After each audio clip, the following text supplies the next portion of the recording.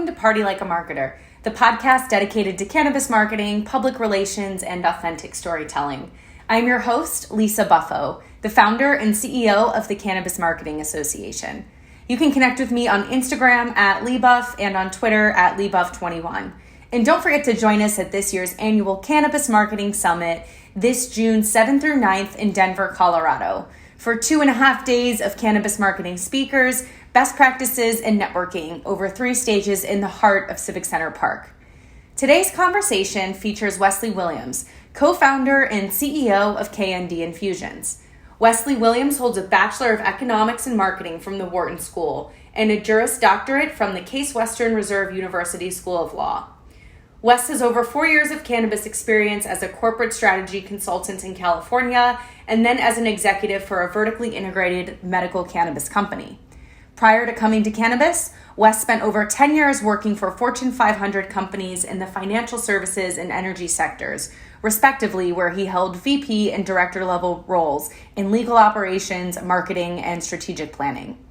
Wes is a functional cannabis champion and the co-founder and CEO of KND Infusions, Inc., a functional infused edibles company whose mission is to enable all people to curate moments in their daily lives using infused wellness products as a grounding resource.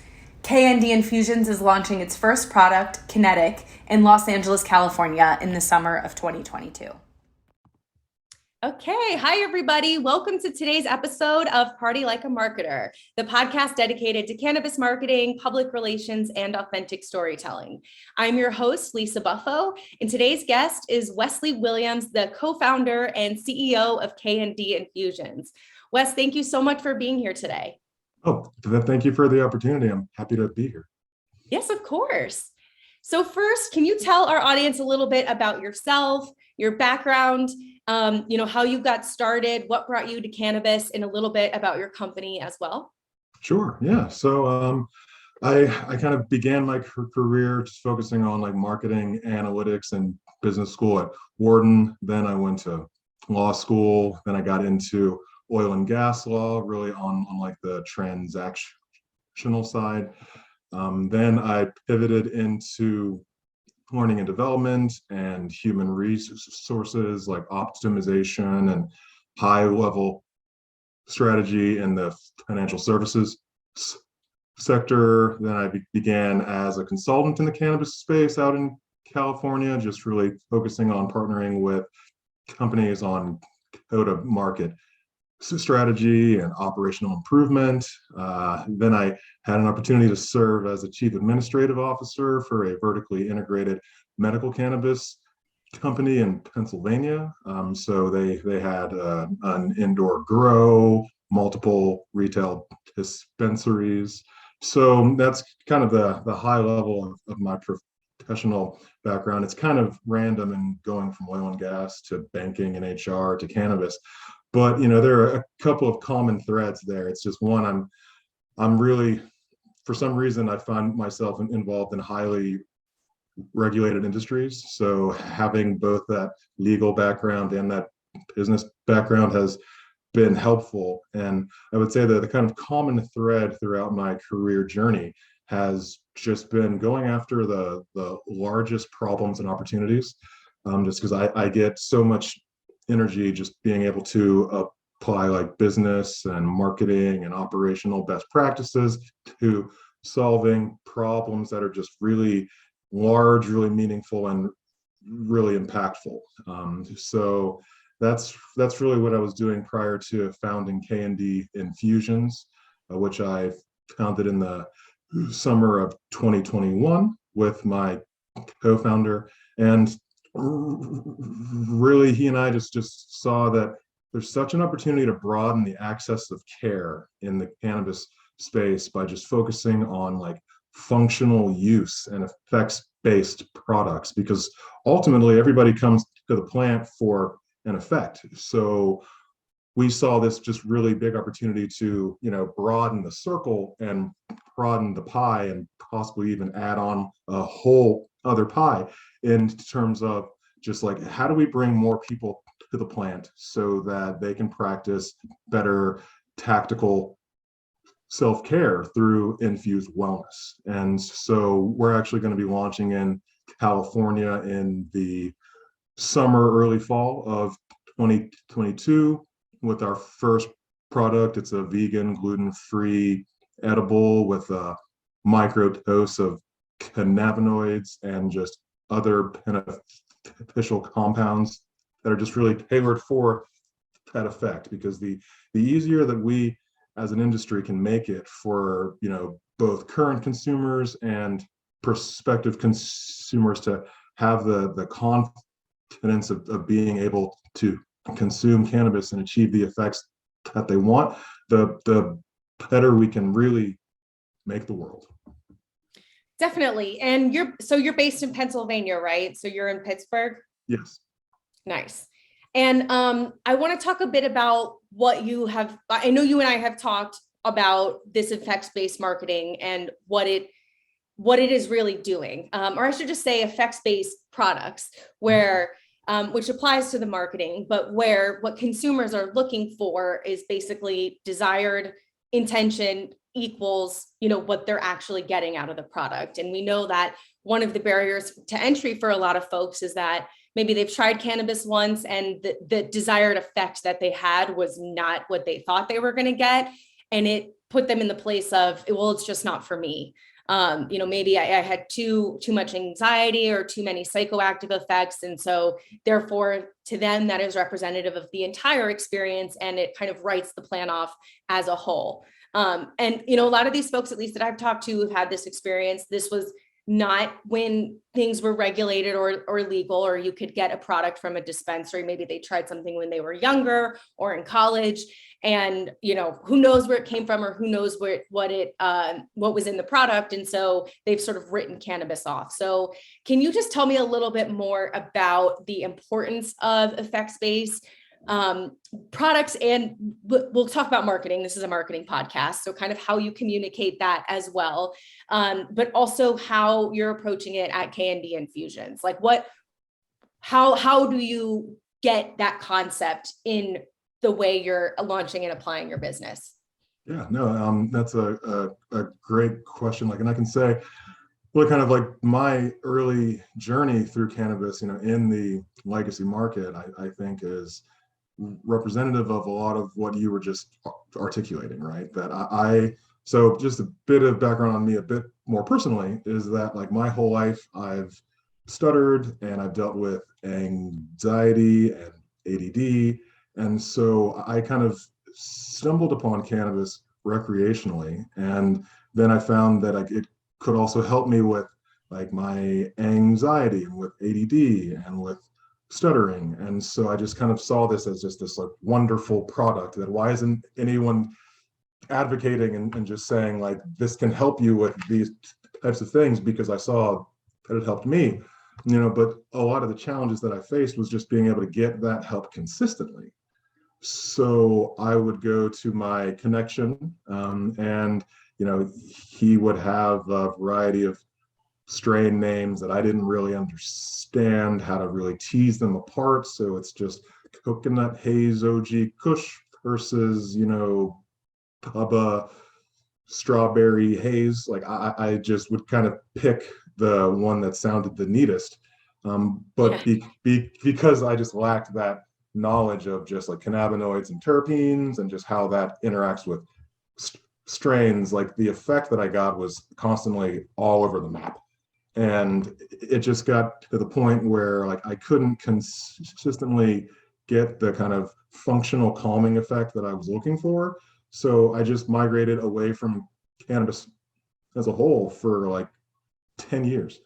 And so as we think about really effects-based products and effects-based marketing, the kind of big thing that keeps coming up is, well, how do we get the evidence to be able to actually validate that? And so evidence is important, not just in terms of the FDA and the FTC in terms of claims, but also just in terms of being able to just be that active steward and shepherd to just help people find the effects that they want.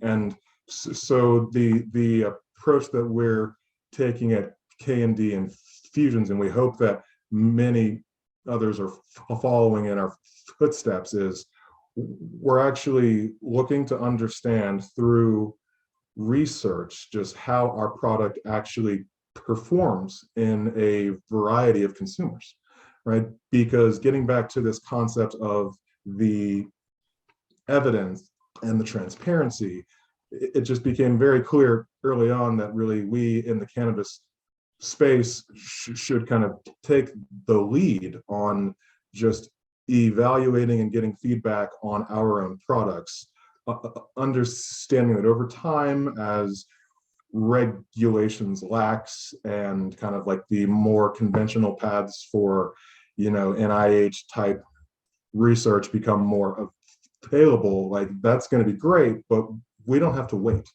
And so if we in the industry are just comfortable making the investment of time and the energy and like the effort to actually get that feedback on our products from actual consumers, like that's how we're going to be better able to direct both current consumers and the curious towards like the effect and the products that will actually help them get closer to what they're seeking. That makes sense. And can you tell me a little bit about the name K&D Infusions and how you got to it? Yes. So K&D is an acronym. Many people assume that it's pronounced kind, but it's actually K&D, and it stands for Kinetic, Nano, Dynamics. And so why we chose that is just in keeping with this research forward philosophy. We just looked to the pharmacological kind of best practice and the terminology there. And so pharmacokinetics, right, the K, is the study of like the onset, so how long it takes to feel an effect of an active substance, and the duration. And then on the other end of that spectrum is the pharmacodynamics, which is the D, right? And so pharmacodynamics is actually focused on the effect of the active substance. So that's the K and the D, and the N is nano. So one of the big challenges in the edibles space is that normal cannabis oil is very long acting, and it has to be broken down in the tummy, which is a technical term, and then it gets absorbed through the small intestines, and all of that is just why whenever you eat conventional edibles, it'll say on the packaging like the onset will be between like an hour and 2 hours, and it'll last between 4 and 8. And that's not really a useful everyday driver, because like I don't know how long it's going to take to kick in, and I might eat some more and then be more affected than I would like. So through nanotechnology, we're actually able to kind of shorten that duration of feeling the effect and the overall duration of the effect. So it's the kinetic nanodynamics, and that's just really how we came about our name. And our first branded product is actually going to be called Kinetic, Kinetik, and it's just all about how cannabis can move you closer in the direction that you want to be. That makes sense. Yeah, so in short, we're just nerds, and we just wanted to have a kind of scientific nod in our very name. Well, KIND is a good acronym. If people are going to mistake it and call it something, it's a good one for it to work in your favor that way. So I want to talk a little bit about the marketing aspect, because there's sort of two facets to the conversation. It is very difficult to launch a new product and bring it to market. I mean, period, for any company, let alone in cannabis.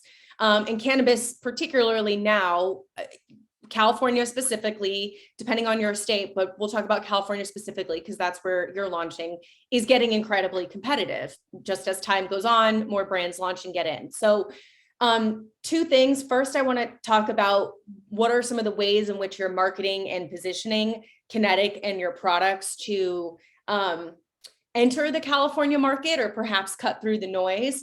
So kind of strategy as the first step. And then secondly, there are a lot of nerds, myself included, in cannabis who can speak to these, larger words, the scientific terms, but took us, years to get to that understanding. And I, like you, to this day, sometimes I know everything about, not everything, but a lot about cannabinoids and terpenes, but sometimes I still do shop based on, I like the sound of this name and quick scan of the label. I know this is the right THC percentage and enough terpene percentage that it fits.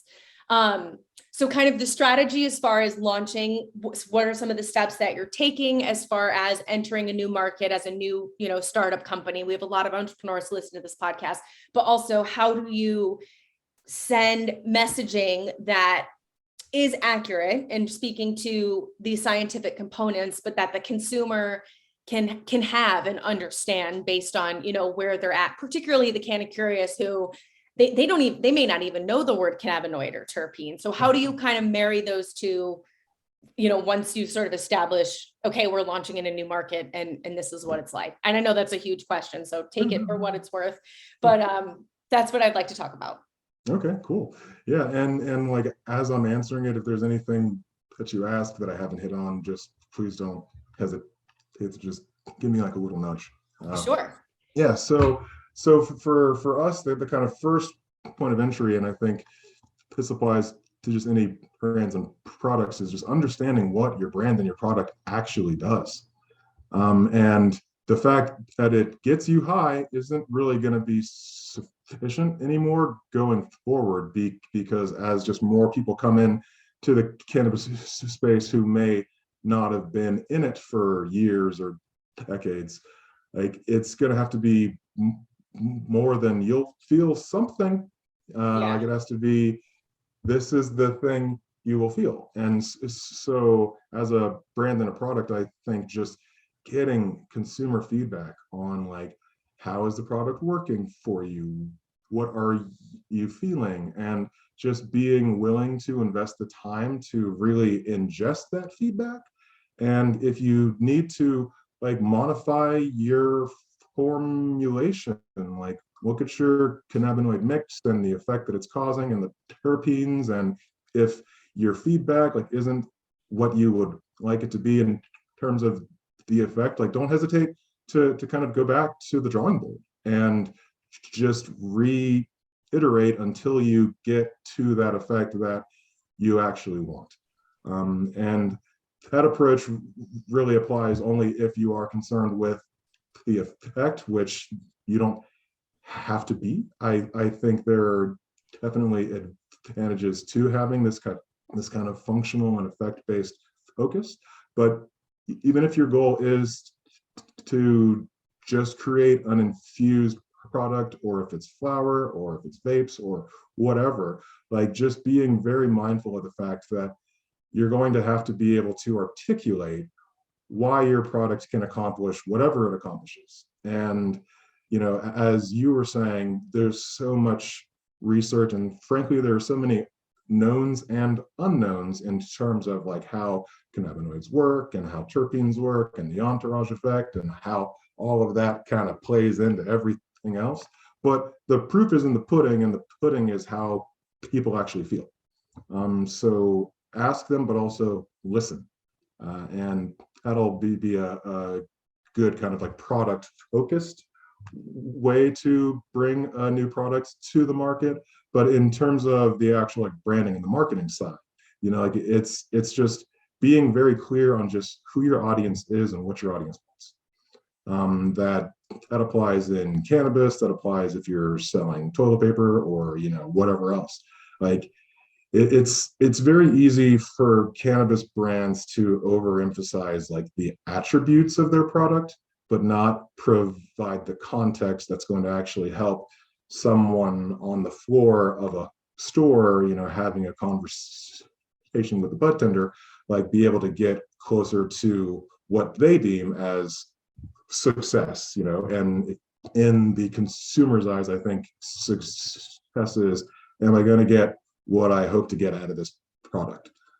So being comfortable and embracing like the empathy that's really needed to just meet the consumer where they are, and to build that rapport of just trust and transparency, like that's really going to be a big differentiator going forward. Is not only does this work, but here's how and here's why we think. And we may not know precisely, and that's okay too, but just being honest and being transparent is just really how a brand can truly effectively be credible. And when you're credible, then you're building a relationship with your consumer, and that's ultimately the holy grail. So. No, that's a great point. And I also think too about knowing who your customer is. A lot of people will say, oh, it's the Canna Curious, or oh, it's someone who maybe has some more advanced knowledge of cannabis. But once you get them in the first time, you also have to consider the next step, which is customer loyalty.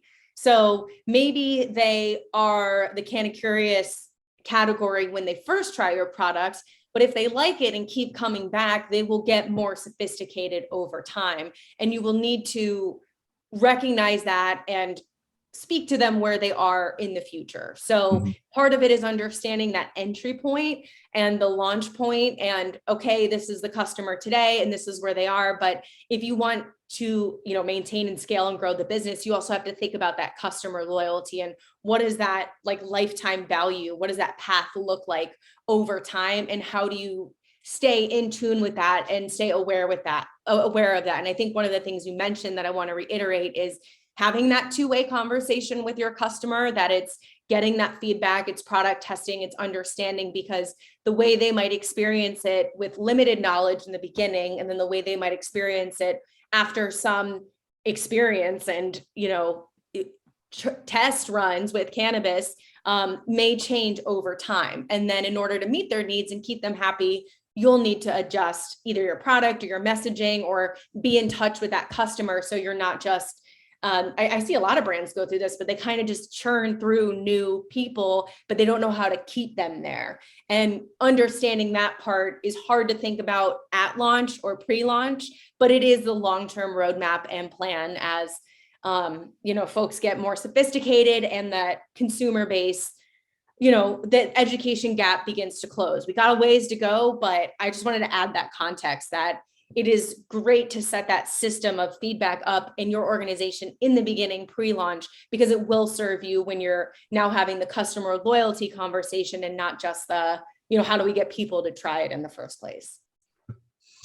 Absolutely. Like it's just all about customer lifetime value, and it's about your brand kind of growing and evolving as your consumers do, right? And so this kind of empathy and this really inclusive orientation, it's like easy to think about it as a single point in time, but you bring up like an excellent point that like it is a continuum, and that you are having that kind of longer term relationship, and like you have to just stay very mindful and very attentive to just how your consumers are evolving in terms of their needs, in terms of their expectations, and in terms of their knowledge.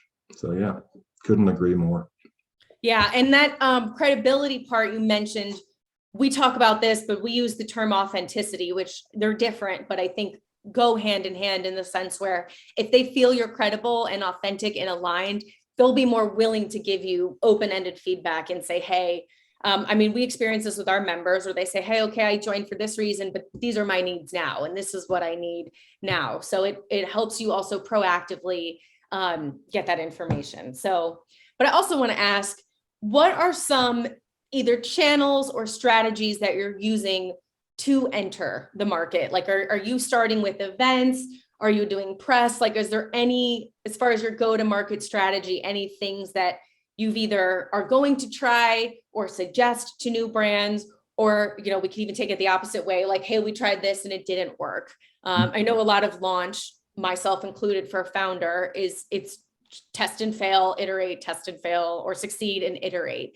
Because you don't know. As a startup in the beginning, everything is a bunch of assumptions from your product to your marketing plan, to whatnot, and you iterate as you go. So is there anything you've either seen work, or if you want to answer the not work, and I learned this lesson question, I know you haven't officially launched yet, but as you're sort of getting things ready, any channels you want to speak to or strategies that you're willing to share? Yeah, I would say the biggest thing, and I kind of borrowed some of this from my time in the big corporate world, right, is just being very mindful of the fact that you're not going to hit it out of the park, out of the gate, right? And you're going to have to make assumptions, because we all have to, and you're going to test and learn and get that feedback. But like when we're thinking about our assumptions, I think a big opportunity that we have is to challenge them.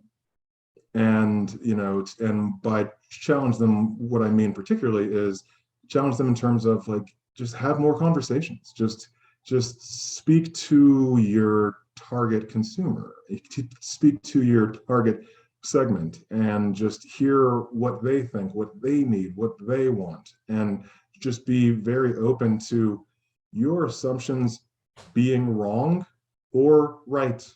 And by looking at just actual use and looking at the wide body of data out there in terms of what consumers are looking for and what they like and what they don't like, you don't have to guess. And I know that some early brands may not want to make, like a very large economic investment in their own study and surveys and sending out questions and forms, right? But there's so much data that's already out there from, any number of just cannabis sources that like you can stress test your assumptions by just looking at the data and not being afraid to accept whatever the feedback is or whatever the findings are, because the more informed you are, the more data points you have, the greater the confidence you can have that even though I may not knock it out of the park on the first run, I'm going to be putting forth my best first effort, understanding that it's not going to be my last by any stretch of the imagination. Definitely. And I think that serves two purposes.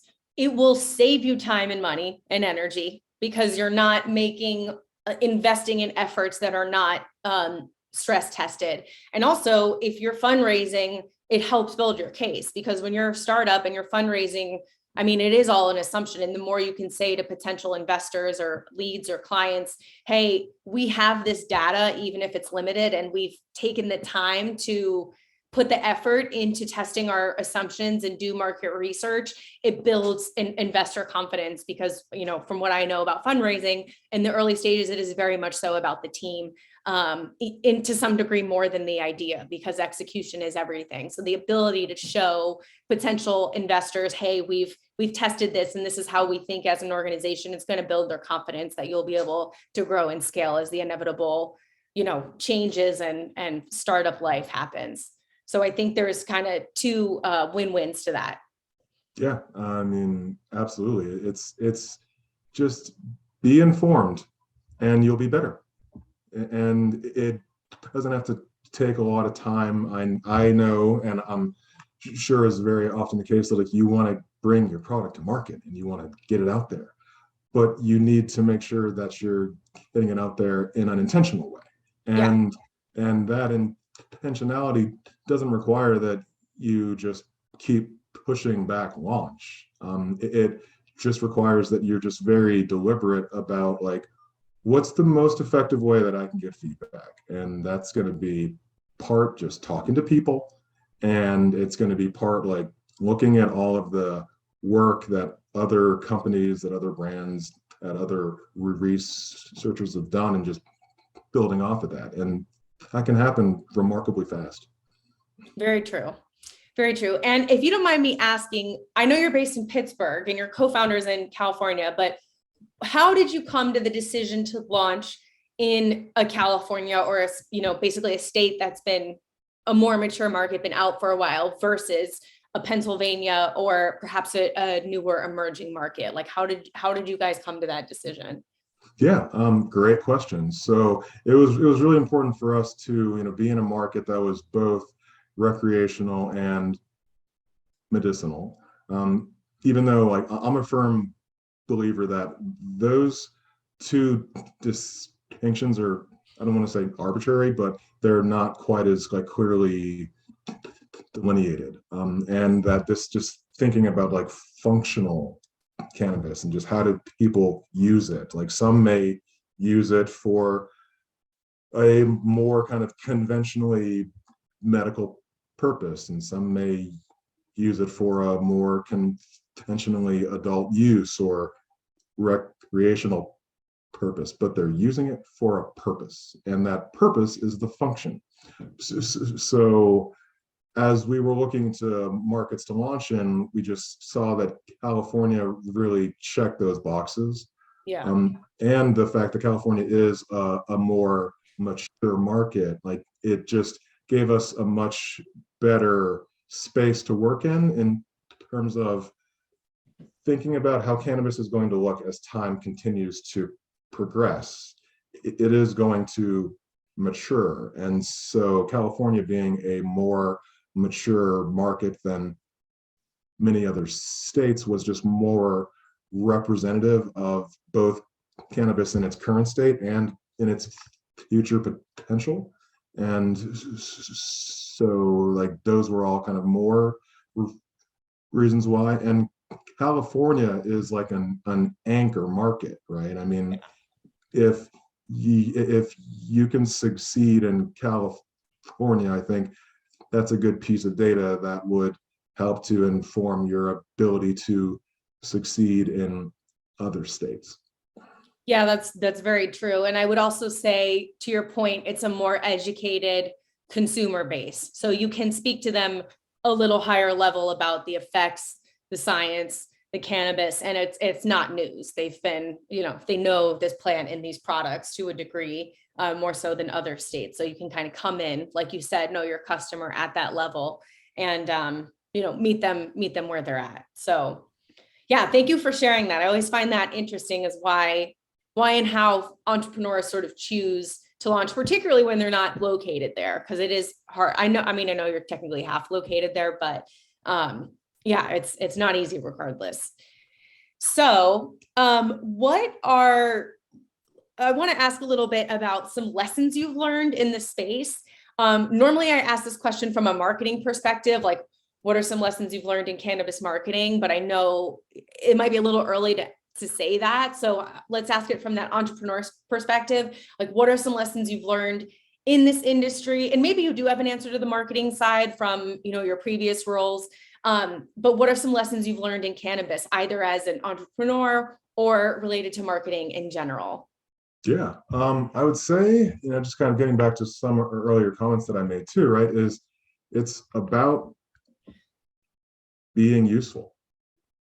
And it's about really enabling the consumer to be the hero of the story and not the product or the brand, right? The brand and the product, they enable the consumer to achieve what they want to achieve, but the product isn't the hero, the person is. And like that's one thing that I've just really learned and just loved about cannabis is that there's this passion for the plant and this passion for just being helpful and this enthusiasm and this energy that if we can channel that right into, how do we service multiple different types of consumer, that's the big lesson that I've seen is that not all consumers need the same things. And if you're thinking about early adopters who are like, I'm so glad that it's finally legal and I'm just happy to be here, like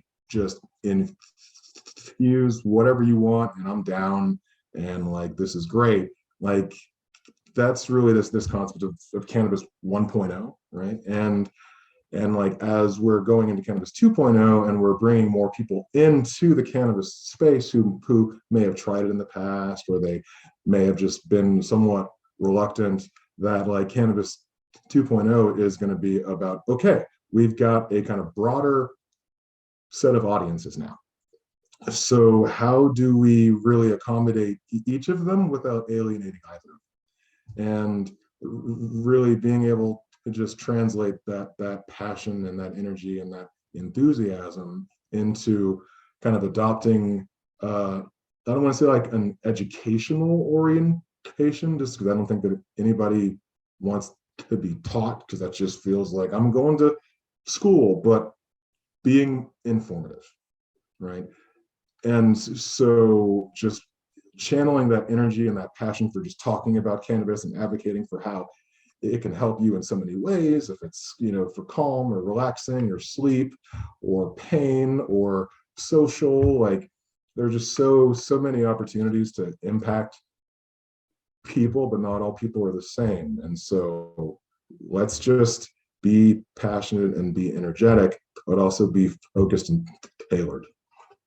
I love what you said about making the consumer the hero. I talk about the hero's journey a lot, but I admittedly do it in context to the product and the plant, which I think as an industry we tend to do is say, celebrate the plant, all it has to offer, and center it in the conversation, which is fair to a degree. But I think you have a great point about the consumer, because the consumer is really saying, I'm willing to try this to address whatever, anxiety, ADHD, sleep, and they're making that choice for themselves. And they are taking the time, as many of us often have to do, to test multiple products, multiple forms of consumption, different doses, to say, okay, this is the right combination for me to address this effect that I need. And that does take effort and time. It's not as black and white as, this product or this dosage, like you said, is going to work for everybody. It's really dependent on the individual, their weight, their tolerance,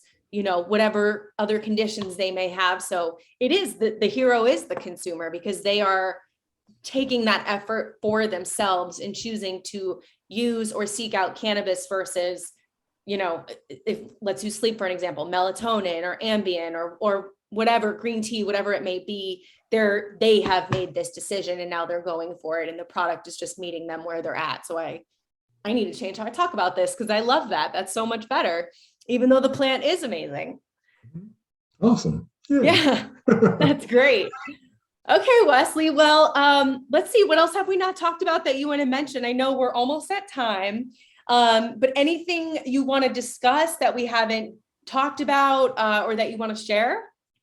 Yeah, I'll just say that, so I've talked a lot about research and consumer feedback, and, I'm very fortunate that we have an opportunity to partner with Chroma Signet in just being able to just get even a greater level of granularity and knowledge of just how our product works, just using some pharmacological best practices. I can't talk about it in too much detail, but it's exciting, and just the opportunity is so great for all of us, like in the industry, to just get more feedback on our product and just contribute to the canon of knowledge and just try to fill in gaps, because there are so many gaps and things that we don't know.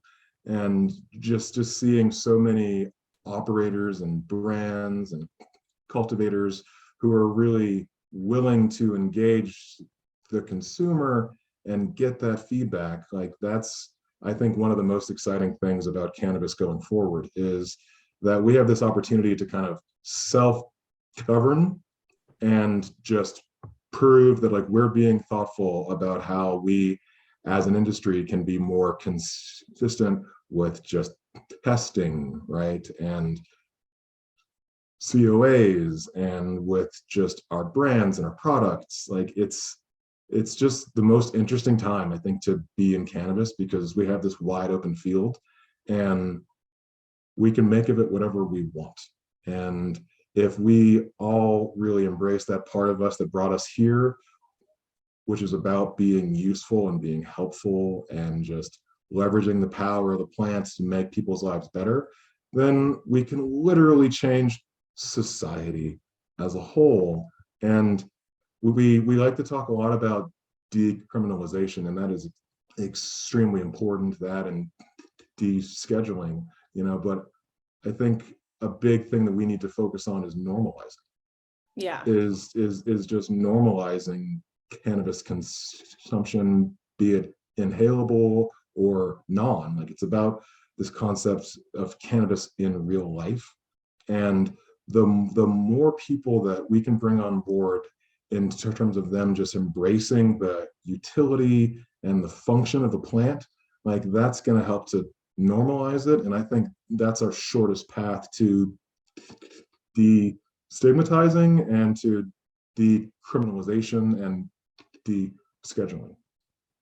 Yeah, I would agree. And I think the public opinion and sentiment really matters. And even though things are changing, we still have a ways to go. So the more people talk about it, share their stories, converse with their peers and their neighbors about their experiences, the more progress we make on that end. So yeah, and we have a lot of folks to thank for that, including the brands that are launching, giving us new language to use, and helping educate the consumer base so consumers can have those more informed conversations and have options for what's going to work for them based in the market. So couldn't agree with you more. And before we wrap up, any contact information you want to share? Where can folks find K&D products? Are you on social media, either your company or yourself, website, anything you want to share with our audience? Yeah, sure. So our website is kndinfusions.com. And we have really our pre-launch strategy is going to be building up our socials. So I'd say stay tuned there. But I'm on Twitter at, what's my handle? It's Wes_IT_IS. So Wes it is, just because I always have introduced myself as Wesley, but everybody just calls me Wes. So like, I just fully embraced that, and it's like, Wes it is. I like that. So I'm on Twitter. I have the same handle for like Instagram. And if you go to kndinfusions.com, you can join our newsletter and just learn more about what we're doing and the upcoming launch of Kinetic in the LA area later this year. Awesome. And we will link your social handles and your website in the description on the podcast page. So if you're checking us out on the website, feel free to click through there. Cool. Thank you. Okay, Wes. Well, thank you so much. It was a pleasure to have you today. Yeah, it's awesome to be here, and like, thank you and your team for all of just the hard work that you all are doing and just bringing together cannabis marketers and operators. Like, the more that we're all able to just talk and lean on what we've learned and found, like, the better we're all going to be as an industry. So thank you. Totally. All right. Have a good one. Thank you for joining us for another episode of Party Like a Marketer. Follow us on Instagram at Party Like a Marketer and on our website, thecannabismarketingassociation.com. And be sure to join us in person this June 7th through 9th for the annual Cannabis Marketing Summit happening in Denver, Colorado. Check out our website for more details and membership information. We'll see you next time.